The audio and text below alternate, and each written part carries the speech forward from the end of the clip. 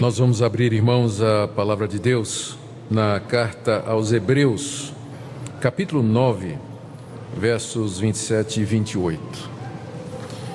Hoje à noite eu gostaria de falar a respeito talvez da característica principal que identifica o Evangelho como a verdade de Deus em comparação com outras vozes que soam no mundo religioso pretendendo vir da parte de Deus. Hebreus capítulo 9, de 27 a 28. E assim como aos homens está ordenado morrerem uma só vez, vindo depois disso o juízo, assim também Cristo, tendo se oferecido uma vez para sempre para tirar os pecados de muitos, aparecerá segunda vez sem pecado aos que o aguardam para a salvação.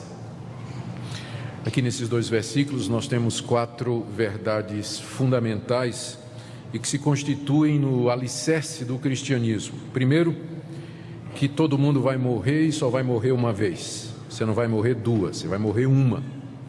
Segundo, que depois da morte você vai ser confrontado com o juízo. Você vai prestar conta da sua vida diante de Deus logo depois da morte. Terceiro, está no verso 28, da mesma forma que nós morremos uma vez e depois disso vem o juízo. Terceiro, Cristo morreu uma única vez para tirar os pecados de muitos.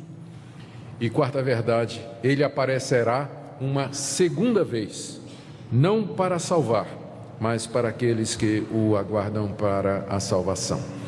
Essas 4 verdades podem ser tomadas como sendo o fundamento ou pilar da fé evangélica, e essas verdades nos ajudam a fazer a distinção entre aquilo que é o verdadeiro evangelho, a verdadeira religião, e aquilo que se passa por isso no mundo de hoje. O autor dessa carta tinha como objetivo instruir os cristãos judeus. A carta é chamada aos Hebreus porque esse é outro nome para aqueles que são judeus.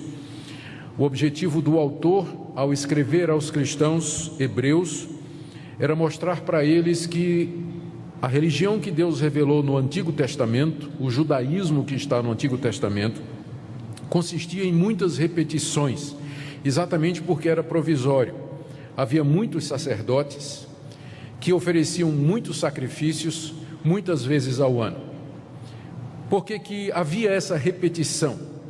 Porque aquelas coisas, elas eram simbólicas e em si elas não tinham poder para resolver o problema do homem, que era o pecado. Por isso que eram feitos repetidos sacrifícios de muitos animais, repetidos dias através dos anos a fim, por muitos sacerdotes que depois eram substituídos por outros.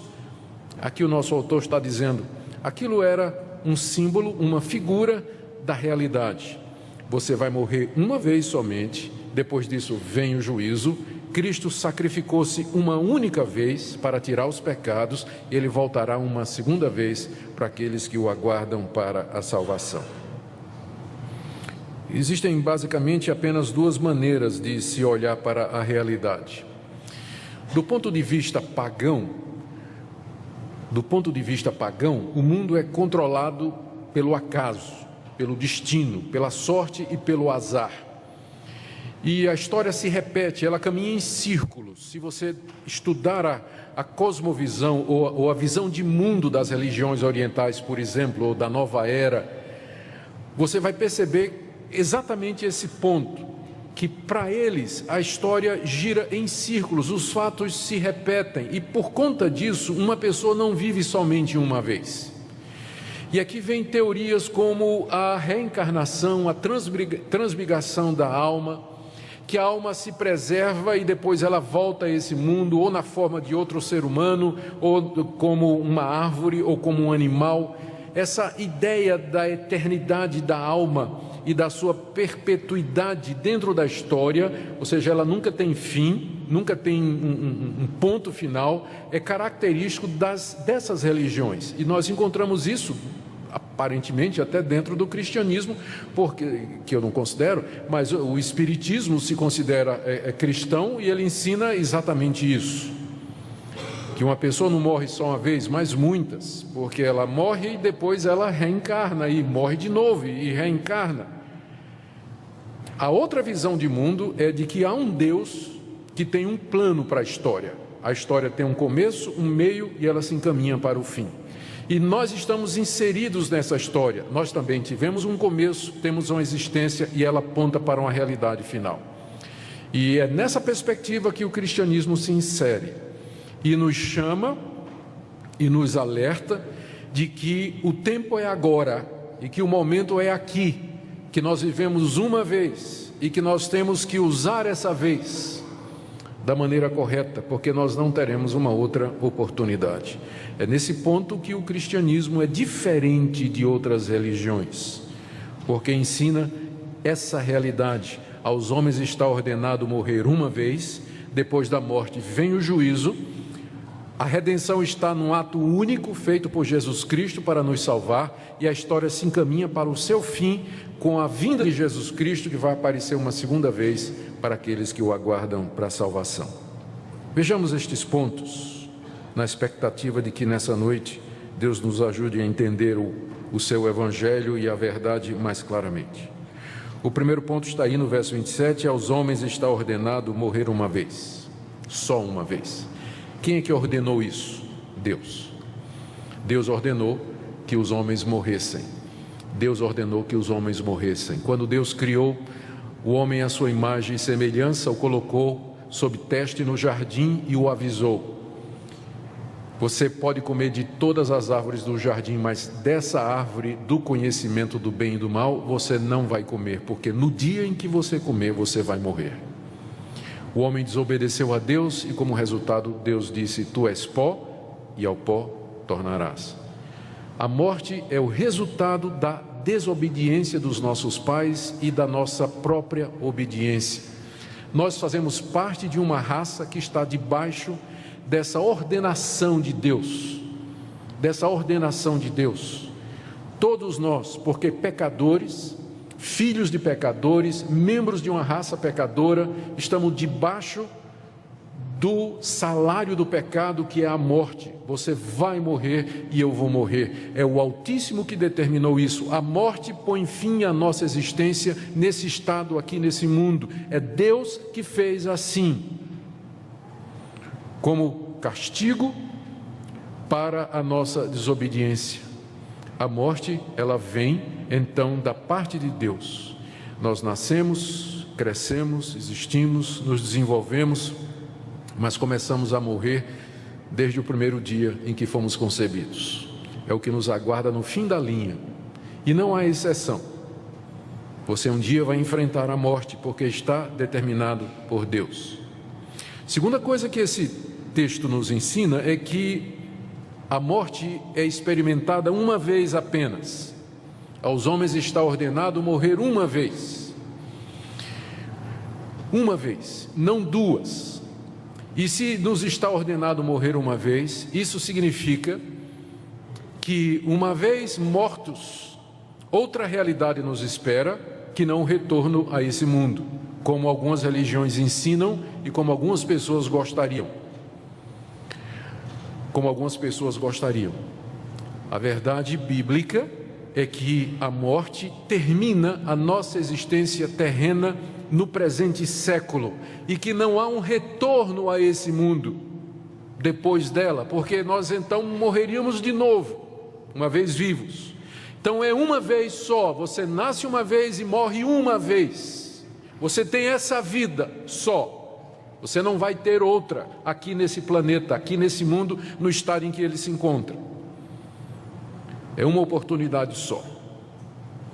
E nesse ponto, mais uma vez, eu digo, o cristianismo é diferente, porque ele nos confronta com essa realidade, com a fragilidade da nossa vida, com a urgência que cerca os nossos dias, e com a nossa responsabilidade diante de Deus. Religiões que ensinam que você morre e volta, melhorando, piorando, purgando seus pecados para ter outra oportunidade, elas têm o efeito, se levado às últimas consequências, de que as pessoas vão viver do jeito que quiserem, porque afinal elas vão morrer e vão voltar e vão passar por outras experiências e assim por diante. Mas o cristianismo diz: você só vive uma vez e vai morrer uma. Por isso a coisa mais importante da sua vida não é você ser próspero, rico, arrumar um casamento, ter um carro, uma casa, uma boa profissão, ser bonito, famoso. Não, a coisa mais importante da sua vida é se preparar para esse momento em que sua existência terrena haverá de cessar aqui. Porque o segundo ponto aqui que se segue a esse, e que é fundamental no cristianismo, é o que está aqui nesse verso, que vem em seguida, que diz que depois da morte vem o juízo. Eu sei que tem muita gente que gostaria que isso não fosse verdade, e por isso há tantas alternativas a isso ensinadas aí. Há pessoas que dizem que depois da morte acabou. Essa é a visão materialista, naturalista de mundo. Só há duas opções: ou a verdade última e fundamental é um Deus que criou todas as coisas e que o mundo existe pelo seu querer e pela sua vontade, e nós nos relacionamos com Ele. Ou a realidade última e final é a matéria, que também é eterna. E nesse caso não existe um plano, não existe um propósito. O universo é um caos, ele não vai para lugar nenhum, não há intenção nenhuma. O universo é frio, indiferente para nós. Tem gente que segue o caminho do naturalismo e do materialismo ateísta e vai querer dizer que a vida é aquilo que você vê, que nós somos apenas o resultado de processos químicos, que amor, alegria, pensamento, consciência é apenas resultado de interações químicas do nosso cérebro. O cérebro goteja pensamentos como o fígado goteja a bilis, já dizia um ateu. Tudo é químico. Tudo é matéria. Isso é muito popular. Tem muita gente que adoraria que fosse assim, porque isso significa que você pode viver do jeito que você quiser. Você vai viver sua vida tranquilamente. Você não gosta da sua mulher, troca por outra. Você quer alguma coisa, você pode ser desonesto. Você pode usar dos recursos que quiser para obter o que quiser, porque se não há um Deus, se não há uma realidade final, se não há um juízo, eu não tenho a quem prestar contas, e só tem uma razão de você existir, que é o hedonismo, a busca do prazer, que é o que caracteriza a nossa sociedade hoje. Qual é a razão das pessoas viverem? A busca do prazer. Querem se satisfazer, querem se realizar. Mas se você sabe que depois da morte vem o juízo, isso vai fazer diferença. Eu sei que também tem gente que diz: não estou dizendo que depois da morte acabou, mas a gente entra assim num sono, não é? A gente vai dormir até o final dos tempos. Eu não vejo a Bíblia ensinando isso, embora a Bíblia se refira à morte como às vezes o sono, mas é simplesmente por causa da semelhança que há entre uma pessoa morta e uma pessoa que está dormindo. E também porque para o crente a morte na verdade é um sono, porque não é o fim, ele vai acordar na glória. Mas a realidade bíblica é que depois da morte cada um de nós vai enfrentar o juízo. O juízo vai ser executado por Deus. O que a Bíblia nos ensina é que quando uma pessoa morre, o seu corpo vai para a sepultura e a sua alma chega na presença do Criador. E ali então segue-se a um momento do juízo, de prestação de contas, em que você é confrontado com o autor da vida. E há apenas dois resultados desse confronto: ou você é perdoado por Deus, justificado por Deus, reconhecido por Deus, e recebe dele a vida eterna e já entra na presença de Deus, no gozo e na alegria de Deus, que na Bíblia é chamado como paraíso ou céu.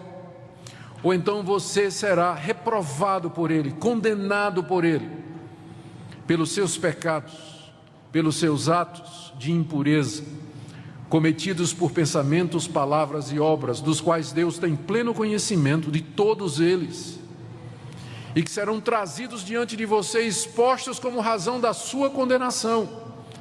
E a partir da sua condenação, julgado, condenado, você já entra depois da morte no sofrimento eterno. Você já entra no sofrimento. Então é o juízo do qual se segue dois resultados: ou a vida eterna ou o sofrimento eterno. Aos homens está ordenado morrer uma vez, e depois disso vem o juízo. Seremos todos julgados por Deus depois da morte, com dois resultados possíveis apenas. Veja como isso exclui purgatório. A Bíblia não tem lugar para purgatório. A ideia de que depois da morte, se você cometeu alguns pecados que são mais leves do que outros, você vai sofrer nesse lugar para purgar os seus pecados, para depois entrar para o céu. Não tem chance nenhuma depois da morte. Purgatório não é ensinado na Bíblia. Também a Bíblia não ensina que você vai ficar vagando, que sua alma vai ficar vagando, que você vai ficar vendo seus familiares, você vai poder de alguma forma se comunicar com ele através de médiuns, como diz o Espiritismo. Coisa nenhuma. Depois da morte você vai dar de cara com o Criador de todas as coisas, com o Altíssimo, Todo-Poderoso, diante de quem sua vida será exposta e a quem você há de prestar contas. E quem poderá escapar? Quem poderá escapar ao juízo de Deus? Um Deus que conhece o que eu penso, sabe o que eu falo e vê o que eu faço. Um Deus que me conhece no recôndito da minha casa, conhece os meus pensamentos mais secretos, as intenções e motivações do meu coração. Quem pode ficar em pé diante desse Deus? E é aqui que entra a terceira verdade e que torna o cristianismo tão distinto das outras religiões. Diz aqui o verso 28. Assim também, da mesma forma que aos homens está ordenado morrer uma vez e depois disso segue-se o juízo, assim também Cristo, Jesus Cristo, tendo-se oferecido uma vez para sempre para tirar os pecados de muitos. Vamos parar aqui. Essa é a terceira verdade, e que vem na sequência das outras duas. Depois da morte, nós morremos uma vez, e depois da morte vem o juízo. Quem é que pode escapar do juízo de Deus? Ninguém. Nem vocês, nem eu. Não há ninguém aqui, nunca houve e não haverá, que cumpra a lei de Deus, a vontade de Deus, as determinações de Deus, de maneira tão absoluta e perfeita que Deus o aceite como justo com base nesse cumprimento. Todos nós quebramos a lei de Deus, todos os 10 mandamentos, do primeiro ao último, por pensamentos, palavras e por obras. Nossa vida toda, toda a vida. Não há um justo, um sequer. Não há quem entenda, não há quem busque a Deus, pois todos pecaram e carecem da glória de Deus. Como enfrentar o juízo de Deus? A resposta é essa, que esse Deus que é juiz de todos os homens, na sua misericórdia, Ele enviou seu Filho Jesus Cristo, de acordo com o verso 28, que se ofereceu uma vez para sempre para tirar os pecados de muitos. Aqui você tem a diferença fundamental do cristianismo para as outras religiões. Nas outras religiões, o homem é o salvador de si mesmo. Pode pegar todas elas, pode comparar todas elas, religiões orientais, o hinduísmo, o islamismo, o budismo, todas elas vão lhe dizer a mesma coisa. As seitas cristãs vão todas elas dizer a mesma coisa: o homem é o salvador de si mesmo. Ou então, numa versão mais moderada, o homem coopera com Deus na sua própria salvação. Deus dá um passo e o homem tem que dar o outro. E cita até um versículo que diz: está escrito, faz por ti que eu te ajudarei. Eu não me lembro de ter lido isso na minha Bíblia, né? O bom filho Deus ajuda. Eu vi isso na traseira do caminhão, nunca vi na Bíblia não. Mas é essa a diferença.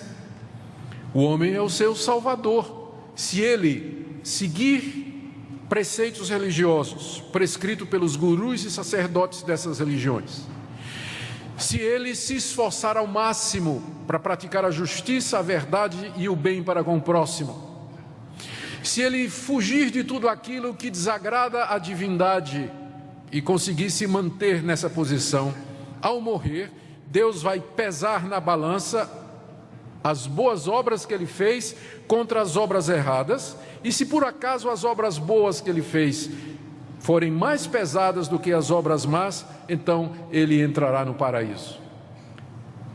De maneiras diferentes, é isso que essas religiões ensinam, que a salvação é alguma coisa de baixo para cima, é o homem que tem que agradar a Deus e fazer alguma coisa para merecer ser recebido por Deus.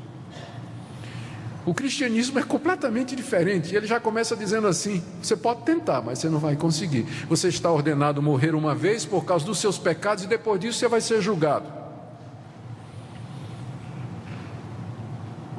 Não há um justo nenhum sequer. O cristianismo, como exposto na Bíblia, ele não nos passa uma falsa impressão a respeito de nós mesmos. Deus não tem o menor interesse em nos agradar, dizendo assim: vocês são todos bonzinhos. Deus olha para nós e nos vê pecadores da cabeça aos pés, cobertos de chagas, imundos, trapos de imundícia. Acabamos de ler na nossa liturgia, no profeta Isaías, as nossas obras, as melhores delas, são como trapos da imundícia.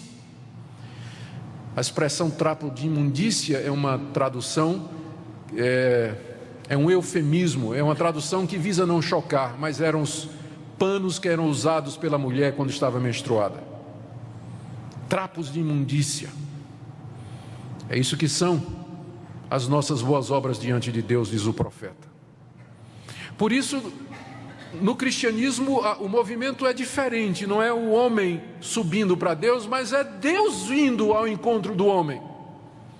Por isso o profeta pergunta: quem é Deus semelhante a ti? Quem é Deus semelhante a esse Deus que vem ao encontro de pecadores como nós? E ele veio na pessoa de Cristo. Foi por esse motivo que Jesus Cristo encarnou, nasceu, viveu. Foi por esse motivo que ele se deixou levar à cruz pela traição de Judas e sob o poder de Pôncio Pilatos. Porque na verdade, aquilo que para os homens parecia a execução de um criminoso comum, era na verdade o ato redentor de Deus. Era Deus salvando pecadores. Era o Filho de Deus se oferecendo, como diz o texto, para tirar os pecados de muitos. De que maneira isso aconteceu? Na cruz do Calvário, Jesus Cristo recebeu a devida punição para os nossos pecados, nos estertores mortais, na dor que ele sofreu, a ponto de dizer: Deus meu, por que me desamparaste? Até o momento em que ele morreu de fato e de verdade. Ele experimentou a morte de maneira real. Essa morte para a qual nós estamos ordenados, Cristo a experimentou. E ao fazer isso, ao tomar o nosso lugar na morte, Ele é o nosso Redentor. Note que o texto diz que Ele apareceu para tirar o pecado de muitos, não é de todos, embora eu sei que tenha gente que diga isso, mas Ele apareceu para tirar o pecado de muitos, porque aos que não querem, aos que não vão crer, aos que não vão se arrepender, aos que vão acreditar que são bons o suficiente para merecer de Deus alguma coisa, aos que vão continuar na teimosia do seu caminho e no dia do juízo após a morte diante de Deus, eles serão confrontados pelos seus pecados e com o fato de que nunca fizeram coisa alguma para merecer de Deus clemência, misericórdia, compaixão. E o que lhes espera é o sofrimento eterno, sem fim. Eras e eras de sofrimento, de dor, de trevas. A Bíblia descreve como sendo um lugar onde há choro e ranger de dentes, onde o verme nunca morre e o fogo nunca se apaga. Por isso que o cristianismo é tão urgente. Você morre uma vez só e você não sabe quando isso vai acontecer. Por isso o dia é agora, o momento é hoje. Porque você não vai viver outra vez, você não vai ter outra chance. A coisa mais importante da sua vida é você resolver o problema do pecado diante de Deus. Cristo apareceu uma única vez. Deus já realizou o ato fundamental da redenção. Já foi feito há 2000 anos atrás, quando Ele morreu na cruz pelos nossos pecados. A quarta verdade aqui é que Ele aparecerá uma segunda vez, porque Ele não ficou morto. Ao terceiro dia, Jesus Cristo saiu da sepultura, testemunhado por pessoas que nos deram esses registros, que têm 2000 anos, 5000 cópias, por homens que morreram por dizer isso, que Ele não ficou preso à morte, mas Ele venceu a morte ao terceiro dia. Pessoas que andaram com Ele depois de 3 dias, que conversaram com Ele, que o tocaram, que conversaram com Ele, ouviram, comeram com Ele, e que morreram por afirmar isso. Eles disseram: Jesus ressuscitou dos mortos e subiu aos céus, onde está agora, aguardando o momento de retornar. E Ele virá uma segunda vez. Ele apareceu uma primeira vez, que foi a encarnação para tirar os nossos pecados, e aparecerá uma segunda vez, não mais para tirar pecados, porque isso Ele já fez, mas para aqueles que o aguardam para a salvação. Isso resume a vida do cristão, aquele que crê em Jesus Cristo, aquele que está arrependido dos seus pecados, aquele que sabe que é um pecador miserável, que nada tem em si que possa merecer o favor de Deus, e que joga a sua alma, o seu futuro nas mãos de Deus, na mediação de Jesus Cristo. Esse está aguardando a salvação, da qual ele já tem certeza e espera apenas a consumação. A Bíblia diz que a salvação completa se dará na vinda de Cristo, porque no presente momento nós já somos salvos. Pelo que Cristo fez, nós já podemos ter o perdão da culpa. Deus não nos considera mais culpados, de maneira que quando morrermos e estivermos no juízo, nós não enfrentaremos o julgamento de Deus ou a condenação dele, porque apareceremos diante dele como perdoados, porque Cristo pagou nossa culpa. Não há mais débito, porque Cristo o cumpriu plenamente. Mas Cristo apareceu para tirar não somente a culpa do pecado, mas também nos livrar do poder do pecado. E quem de fato crê em Jesus Cristo e tem nele o seu Salvador, recebe já aqui nesse mundo poder para vencer a natureza pecaminosa, vencer o pecado. Por isso, uma das formas de nós sabermos quem foi alcançado pelo perdão de Deus, esses muitos que estão aqui, lembra que não é todos, esses muitos para quem Cristo se manifestou para tirar os pecados, como é que eu sei que eu sou um destes muitos? A resposta é: Cristo está tirando o poder do pecado da sua vida. Ou você continua vivendo no pecado como sempre viveu? Mas eu sei que Cristo morreu por mim e que perdoou os meus pecados, porque eu vejo no dia a dia que eu odeio o pecado. Eu não quero pecar, eu quero viver para Deus, e que quando eu peco é uma tragédia. Eu peço a Deus que me perdoe, que me levante, porque eu quero continuar e aprender a viver de maneira santa. Se é essa a sua experiência, você está entre os muitos. Agora, se você frequenta uma igreja, diz que é cristão, mas a obra de Cristo não tem nenhum efeito prático na sua vida, você continua nos velhos pecados de sempre, não há mudança, continua com ódio no coração, ressentimento, não consegue falar com aquela pessoa, continua sendo desonesto, vendo pornografia, impuro, traindo a sua mulher, qual a esperança que você tem, qual a evidência que você tem de que você está entre esses muitos de quem Cristo tirou os pecados? Você não tem evidência nenhuma. O que existe é muita gente que pensa que é crente, que pensa que está salvo. Mas lembra que a salvação consiste nisso, que Cristo apareceu para tirar o pecado. E não somente a culpa, mas o poder do pecado em nossa vida. E finalmente, quando Ele vier em glória, Ele vai tirar a presença do pecado do nosso coração, vai transformar o nosso corpo de sofrimento no corpo glorioso igual ao dele, pela ressurreição dos mortos ou pela transfiguração, pela transformação, quando Ele vier, dos que estiverem vivos. e aí a salvação estará completa. Como está você nessa noite? O que é que você pensa de tudo isso? Será que nessa noite você poderia dizer: de fato eu creio que sou um pecador, eu sei que eu vou morrer uma vez, eu sei que vou me encontrar com Deus depois da morte, mas eu sei também que Cristo morreu por mim, que Ele apareceu para tirar os meus pecados, e eu vivo aguardando o seu retorno para a plena salvação. Você pode dizer isso nessa noite? Se você pode dizer isso nessa noite, eu bendigo a Deus pela sua vida, dou graças a Deus por você, dou graças a Deus pela misericórdia de Deus em salvar pecadores como eu e como você. Mas se você está incerto nessa noite, se você não tem certeza disso, ou se você não tem a menor ideia do que eu estou falando, mas nessa noite Deus falou ao seu coração, e você sabe que você precisa resolver o problema do pecado na sua vida, eu queria lhe convidar nessa noite a que você creia em Jesus, o Filho de Deus, que você se arrependa dos seus pecados, que você busque a Deus e que você sem condição se entregue a Deus e diga: Deus, eu sei que depois da morte vem o juízo, e eu sei que se eu for levado ao teu tribunal eu serei condenado. Tenha misericórdia de mim pelo que Cristo fez na cruz, perdoa esse pecador e me recebe como teu filho. Você não quer fazer isso hoje? Eu queria convidar vocês todos a se colocarem em pé, e nós vamos orar nesse instante.